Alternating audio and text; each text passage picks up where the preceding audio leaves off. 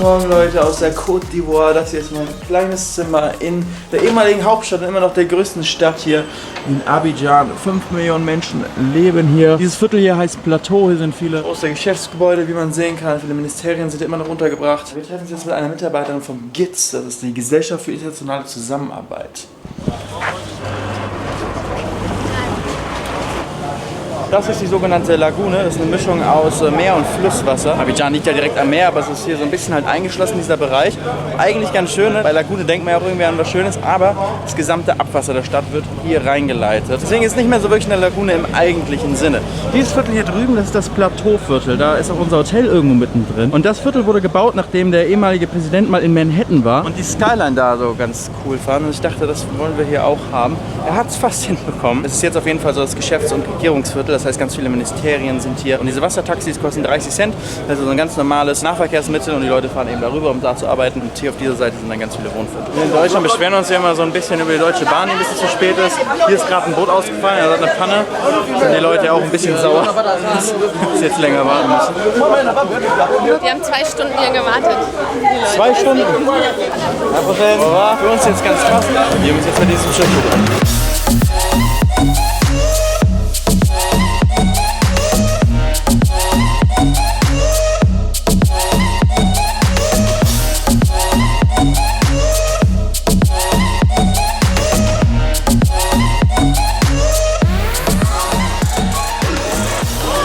Voller Gegensätze. Wir haben hier auf der einen Seite Viertel, die richtig grün sind, wo große Bankengebäude drauf sind.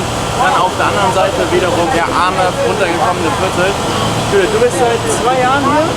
Anderthalb Jahre. Anderthalb Jahren bist du hier an der Côte d'Ivoire. Du arbeitest für die GITS. Was macht ihr eigentlich genau? Ich arbeite für die GIZ, Gesellschaft für internationale Zusammenarbeit, und bin Projektleiterin für ein Projekt im Bereich Kakao. Und wir arbeiten daran, die Lebensbedingungen von 20.000 Bauern, Kakaobauern zu verbessern, indem wir ihnen helfen, besseren Ertrag aus Kakao zu haben. Das heißt, ihr schult die Bauern, dass sie im Endeffekt bessere Ernten haben. Wir sind ja bisher jetzt nur in Abidjan hier gewesen, aber du hast ja schon gesagt, eigentlich ist die Côte d'Ivoire ganz anders außerhalb von Abidjan, oder? Was verändert sich? Und sobald du rausgehst aufs Land, hast du den landwirtschaftlichen Charakter der Elfenbeinküste. Das heißt, 70% der Elfenbeinküste besteht bis heute, 70% der Leute sind bis heute in Landwirtschaft tätig. Und das ist natürlich außerhalb von Abidjan, nicht in Abidjan. Und dann siehst du auch, 50% der Ivora leben unterhalb der Armutsgrenze. Und du siehst es sofort, wenn du aus der Stadt rausgehst. Manchmal gibt es keine richtigen Stromnetze, keinen Zugang zu Wasser. Die Bauweise der Häuser verändert sich. Hier hast du Betonhäuser, hier hast du Wasser, hier hast du Strom. Das ist ganz anders auf dem Land. Also über 50% der Ivora leben in Armut. Ja. Wie siehst du so die Entwicklung in den nächsten Jahren? Wie ist der Ausblick für die Elfenbeinküste? Côte d'Ivoire. Die Côte d'Ivoire hat hervorragende Wachstumsraten, 8 bis 9%. Also ist eine schnell wachsende Wirtschaft in Westafrika. Profitieren davon auch die breite Bevölkerung? Oder ist es so, dass halt hier so ein paar Bankengebäude gebaut werden und so eine Mittel- und Oberschicht entsteht, aber viele in Armut bleiben? Bisher kommt der Wohlstand vor allem auf höherer Ebene an, und wir hoffen natürlich, dass sich das noch weiter verbreitet und dass es auch langfristig oder mittelfristig politisch stabil bleibt. Eine Frage noch. Wie kommst du mit dem Wetter klar? Sehr gut. Gar kein Problem. Das ist meine Klimazone. Paul kommt nicht mit dem Wetter klar. Nee, Jungs, bei mir ist Ende Gelände. Vorbei. Ich kann es nicht. Das Viertel, in dem wir jetzt hier angekommen sind, heißt Blockhaus. Das liegt auf der anderen Seite der Lagune. Und so wie diese Straßen hier aussehen, das ist eigentlich so, kann man sagen, sehr typisches Viertel in Abidjan, wo die Mittelschicht lebt. Direkt dahinter allerdings auch wieder eher Slum-ähnliche Zustände, wie wir schon vom Wasser aus gesehen haben. Das liegt hier alles sehr dicht beieinander, denn auch in diese Richtung hier hinten sind eben die ganzen Luxushotels, die Botschaft. Das sind große Villen mit riesigen Gärten und so weiter. Vorne geht auch direkt an der Straße frischen Orangensaft. Laut Judith vertragen das auch die europäischen Wegen. Also probieren wir mal. Okay. Mir ist nicht mehr schön. Schön. Das ist einfach nur Orangensaft. Ja, frisch gepresster Orange. Die sehen ja mehr nach Limetten eigentlich aus, aber das ist einfach... Lokale Orangen. Sehr saftig, super gut im Geschmack. Und super gesund, Paul. Paul traut sie nicht. Ich würde es natürlich machen, aber wie gesagt, ich habe Versprechen abgegeben. Sehr gut. Bisschen sauer, aber sehr guter Geschmack. Und ich mag Orangensaft sehr, sehr gerne. Ja, wie machst du das? Woher weißt du, was du jetzt nicht essen kannst und was nicht? Weil du bist natürlich, seit wie vielen Jahren bist du in Westafrika? Ich lebe hier seit 6 Jahren. Okay. Dann bist du ein bisschen gewöhnt daran. Ja, aber der Trick ist, peel it, wash it, grill it. Okay. Also entweder schälen oder waschen oder gegrillt. Okay. Das war jetzt hier nicht der Fall, aber die Ist- Frau ich wollte hat vor unseren Augen gemacht. So, Ich kann sagen, warte mal, irgendwie passt das hier nicht ganz, aber... Wenn Aber ihr was doch sagst du, was das kriegt, dann Frühstück rette ich oder? euch. Kein Problem. Ah, und für den guten Geschmack ist es super. ¿Cómo está vos? Abends so eine richtige lokale Partymeile. Hier ist alles voller Ivora und alle trinken und feiern. So, gestern waren wir ja schon mit unseren Deutschstudenten hier in der Partyzone, aber da sieht es nochmal ein bisschen anders aus auf jeden Fall. Abends geht hier die Post ab, ja? Also wenn ihr fahrt heute Abend, sonst könnten wir noch mal hier abends hergehen. Hier geht's rund, ja? Tanzen, trinken, alles.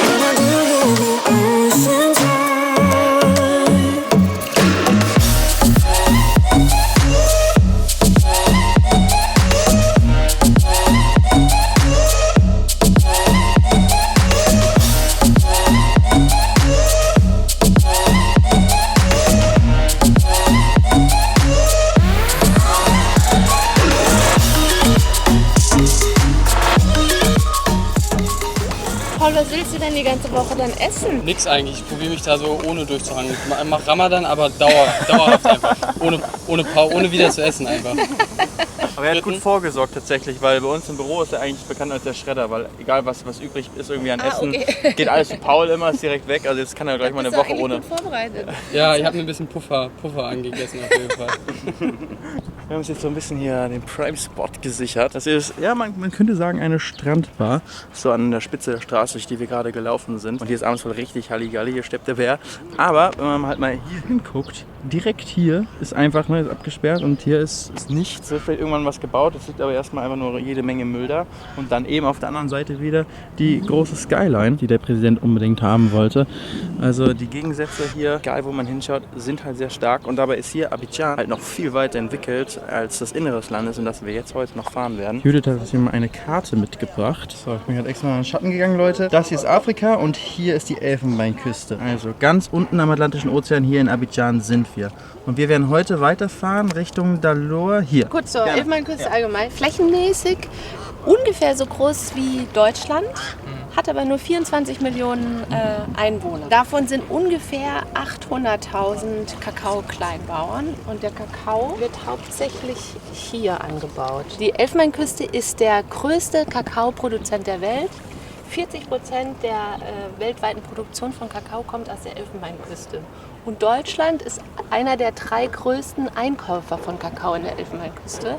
Das heißt, wenn wir in Deutschland Schokolade essen, haben wir eine gute Chance, dass sie von hier kommt. Kakao macht 22% des Bruttoinlandsproduktes aus, 50% der Exporterlöse und ungefähr 30% aller Steuereinnahmen kommen aus Kakao. 30% aller Steuereinnahmen. Ja. Also das ganze Land ist eigentlich sehr abhängig vom Kakao. Ja. Also nur wenn man sich das mal so vorstellen möchte, wenn in Deutschland jetzt, was absolut nicht der Fall ist, aber wenn in Deutschland jetzt irgendwie 30% der Steuererlöse aus Kartoffeln kommen würden, dann, Das wäre so ungefähr. so, nur also so im Kopf mal, wenn jetzt der Kartoffelpreis auf dem Weltmarkt sich halbieren würde, dann hätte Deutschland ein riesiges Problem. Wie ist es jetzt hier, wenn der Kakaopreis, der ja auch schwankt, einfach mal total in den Keller geht? Was passiert dann? Oder ist das schon passiert? Das ist passiert. Im letzten Jahr ist der Kakaopreis um 30% eingebrochen auf der internationalen Börse. Kakao wird in London und in New York gehandelt und verkauft. Und die Elfenbeinküste setzt eigentlich einen Mindestpreis für ihre Bauern fest. Aber der orientiert sich natürlich am Weltmarktpreis. Und letzte Saison musste der Preis runtergesenkt werden. Und wir sehen, dass sich die Situation der Bauern durch niedrigeren Preis noch mehr verschlechtert. Wir wissen schon jetzt, dass die Bauern in der Regel unterhalb der Armutsgrenze leben, dass sie einen Großteil ihres Einkommens aus Kakao beziehen. Wenn sich dann ein Preiscut von 30% ergibt, heißt das, du hast 30% weniger Gehalt in der Tasche. Und wenn du schon an der Armutsgrenze lebst, dann rutscht halt wirklich krass runter. Großer Faktor auch aus sozialer Perspektive, weil man sagt, es hängen bis zu 8 Millionen Personen von Kakao hier ab. Wenn da der Preis runtergeht, hat man sofort soziale Probleme. Jetzt Zukunftsfelix meldet sich gerade nochmal. Wir sind ein paar Stunden später gerade auf der Fahrt ins Landesinnere. Ich bin hier beim Schnitt vom Video. Aber das, was wir gerade gehört haben, ist einfach ein extrem wichtiger Punkt, der zeigt, warum Fairtrade so wichtig ist. Ihr müsst euch das so vorstellen, mehr als ein Drittel der Menschen hier in diesem Land sind direkt oder indirekt abhängig von der Kakaoindustrie und damit vom Kakaopreis. Der wird vom Weltmarkt bestimmt. Das heißt, in der Art wie bei einer Aktienbörse wird der Kakaopreis gehandelt. Das heißt, die Leute, die Kakao verkaufen, die sagen hier, für den Preis will ich verkaufen. Und dann gibt es Leute, die den Kakao abkaufen für wiederum auch einen bestimmten Preis. Und dieser Preis schwankt halt je nachdem, wie Angebot und Nachfrage ist. Wenn es mehr Kakao gibt und weniger Nachfrage, dann sinkt der Preis. Zusätzlich gibt es aber Spekulanten, die mit Terminkontrakten und so weiter spekulieren, ob dieser Kakaopreis nach oben oder nach unten geht. Wenn sie also denken, ja, klimatechnisch, wettertechnisch wird die Ernte dieses Jahr eher schlecht, dann wetten die auf einen steigenden Kakaopreis und kaufen schon im Voraus zu einem Fixpreis Kakao für Monate später ein. Ist alles ein bisschen komplizierter, aber so wetten halt im Endeffekt Spekulanten, die diesen Kakao nie sehen, nie benutzen werden darauf, dass der Kakaopreis steigen oder sinken wird. Wenn es jetzt wie vor ein paar Jahren aber dazu kommt, dass das Angebot ein bisschen hoch ist, die Anfrage ein bisschen niedriger, viele Spekulanten aber auch was Entgegengesetztes gewettet haben, dann kann es dazu kommen, dass es zu einer Kettenreaktion kommt und der Preis richtig massiv in den Keller geht, obwohl der Kakao ja noch derselbe ist. So war es vor ein paar Jahren, ist der Preis um ungefähr 30% eingebrochen und die ganzen Kakaobauern haben auf einmal ein Drittel weniger Geld für den Kakao bekommen. Ich möchte das so vorstellen, ihr verdient 1.000 € und auf einmal, ihr habt nichts anderes gemacht, auf einmal bekommt ihr nur noch 660 €. Und von diesem Geld müsst ihr eure große Familie ernähren. Ich glaube, da könnt ihr euch vorstellen, dass das ziemlich viele Probleme verursachen kann, gerade wenn man eh schon an der Armutsgrenze lebt. Jetzt aber, wieso Fairtrade? Fairtrade sorgt eben dafür, dass es einen Mindestpreis gibt, für den der Kakao abgenommen wird. Das heißt, die Leute, die den Kakao kaufen, also zum Beispiel die Leute, die die ganze Schokolade machen, die Brotaufstriche und Schokolade machen und so weiter, diejenigen, die Fairtrade-Kakao kaufen, die verpflichten sich immer mindestens einen bestimmten Preis zu zahlen. Teilweise liegt dieser Preis unter dem Weltmarktpreis, das heißt, die Bauern bekommen sogar ein bisschen mehr, aber wenn der Weltmarktpreis eben so crasht, wie es vor kurzem der Fall war, dann bekommen die Bauern trotzdem noch eben diesen Mindestpreis und sind damit abgesichert, auch in schlechten Zeiten von ihren Erzeugnissen leben zu können. Zusätzlich zu all dem werden auch noch Prämien ausgezahlt an die Bauern, damit sie sich weiterbilden können, ihren Anbau noch weiter zu verbessern, dass ihre Kinder auf die Schule gehen können und so weiter und so fort. Aber ja, das nur so kurz zum Grundprinzip. Ich hoffe, ich kann das erklären. Es wackelt hier alles ein bisschen. Wir sind jetzt seit ein paar Stunden unterwegs. Aber wohin, das habe ich, glaube ich, gerade eben im Vlog erzählt. Das heißt, wir gehen jetzt wieder zurück. Wir haben uns unsere Koffer geholt und wie ihr sehen könnt, wenn man rausgeht, ne, wie am Flughafen unserem Hotel, ist so eine Gepäckkontrolle. Und auch hier so eine Sicherheitsschleuse und das komplette Gebiet hier ist alles eingezäunt. Also der ganze Bereich hier direkt vor dem Hotel ist wie ein Gefängnis eigentlich praktisch. Also hier kommst du nicht rein, nicht raus, aber das ist ganz normal hier. Also alle Hotels irgendwie von vielen Ausländern besucht werden, sind so gemacht hier und das hat eben auch den Hintergrund, dass hier vor 2 Jahren auch Terroranschläge waren, wo gezielt Ausländer attackiert worden sind. Okay. Ja, merci beaucoup.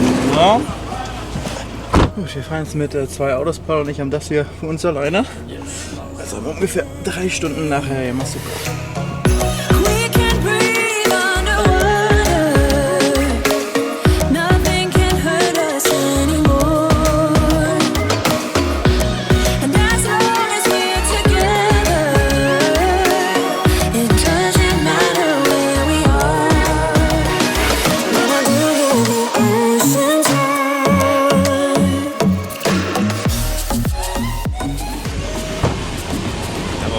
Das macht keinen Sinn, dass sie das dahin gebaut haben, oder? WTF, okay, das ist echt krass. Schaut euch das hier mal an. Das ist doch...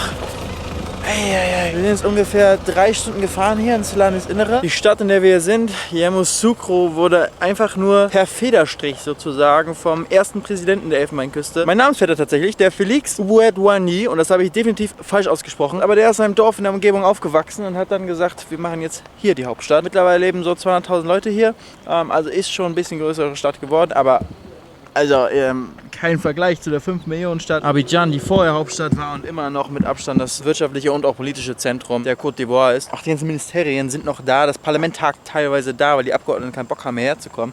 Aber ja, das Ding haben die hier hingesetzt. Eine Kathedrale nach dem Vorbild des Petersdom im Vatikan. Und wie Judith uns vorhin schon gesagt hat, das Ding ist größer als der Petersdom und der Papst wollte es deswegen nicht einweihen. Und dann haben sie da oben das Kreuz einmal abgemacht. Und der Papst hat das Ganze eingeweiht und danach haben sie es wieder rangeschraubt. Die größte Kathedrale der Welt. Einfach hier hingesetzt. Und wo das Geld für solche Prunkbauten, davon gibt es noch ein paar mehr hier, herkam, ja, das ist natürlich nochmal eine andere Frage. 30% der kompletten Steuereinnahmen hier im Land kommen aus dem Kakaoanbau. Das heißt, auf alles Kakao, was verkauft wird, kommen Steuern und daran verdient der Staat also ordentlich mit, um unter anderem anscheinend solche Sachen zu machen. Wir können leider nicht näher dran heute, aber Ich glaube, auch aus der Entfernung wirkt das extrem eindrucksvoll. Nur mal für euch so zum Vergleich. Also wir zoomen mal hier rein. Das hier vorne ist ein Mensch, der gerade in der Mitte des Bildes ist.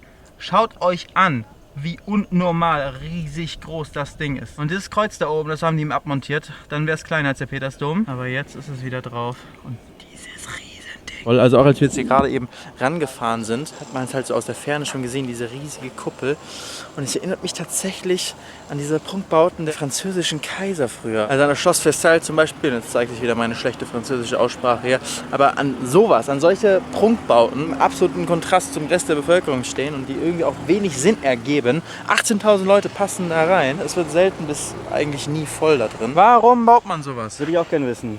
Wenn man ein großer Präsident eines Landes ist, dann möchte man sich an Wahrzeichen. Oder vielleicht, wenn du nicht so groß bist, aber alle denken sollen, dass du so groß bist. Dann baust du es hier als Ausgleich. Mich erinnert das ein bisschen an das Schloss Versailles. Weißt du, nur vom Ding her. Sich einfach ein Prunkschloss zu bauen. Ja. Spricht das Schloss richtig aus? Das Versailler Schloss? Ja. Ja. Perfekt. Sehr gut ausgesprochen. Ich kann Französisch nicht aussprechen. Ich muss noch üben. Wart ihr mal in Potsdam, Leute, im Schloss Sans Souci? Ist auch einfach so ein... Mit diesen riesigen Gartenanlagen drumherum. Das ist noch mehr in der Stadt integriert. Hier ist ja wirklich. Hier ist im Nirgendwo. Ja. Boom. Ja. Nix. Ja, und das war jetzt auch das Ende von einer guten Straße. Jetzt wird die Straße schlechter. Jetzt wird die Straße schlechter. Wie weit fahren wir jetzt noch? Bei gutem Wetter dauert es ungefähr 2,5 Stunden. Wir haben jetzt gutes Wetter, aber es hat viel geregnet die letzte Zeit, deswegen 3,5 bis 4 Stunden. Die wir jetzt noch vor uns haben. Genau. Das ist auf schlechteren Straßen. Ja, weil bisher war eigentlich eine Autobahn, die wurde halt extra eben hier hingebaut auf den Präsidenten.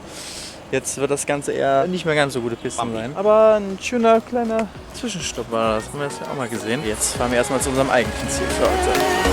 It doesn't matter where we are.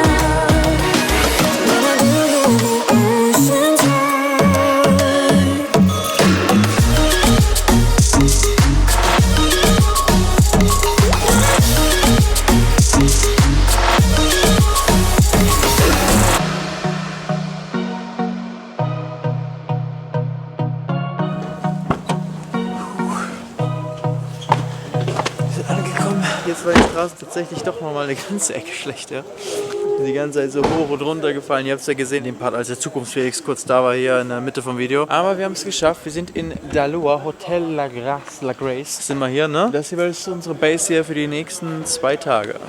Das ist mein Zimmer jetzt hier und das war's damit auch für den heutigen Vlog. In den nächsten werden wir uns dann mal ein bisschen hier in Daloa umschauen und uns mit ein paar Menschen, die hier und in der Umgebung leben, treffen. Uns von denen erzählen und zeigen lassen, wie deren Leben aussieht. Das sind teilweise Studierende, teilweise aber auch Kakaobauer. Und dann werden wir auch noch ein bisschen weiter rausfahren aufs Land in ein Dorf und dort werden wir auch bei einer Familie übernachten, die selbst Kakao anbaut. Das wird, glaube ich, sehr, sehr spannend. Für heute war es das, wie gesagt. Vielen Dank euch fürs Zuschauen. Wenn es euch gefallen hat, dann drückt einen Daumen nach oben. Wenn ihr irgendwelche bestimmten Sachen noch wissen wollt, hier über Fairtrade oder über die Côte d'Ivoire, dann schreibt es gerne mal rein in die Kommentare. Und wenn das Internet gut genug ist, ich das hier schnell genug hochgeladen bekomme, eure Kommentare lesen kann und so weiter, dann werde ich die versuchen, in den nächsten Vlogs auf jeden Fall noch zu beantworten. Aber ja, für heute war es das. Vielen Dank fürs Zuschauen. Macht's gut und ciao. WTF.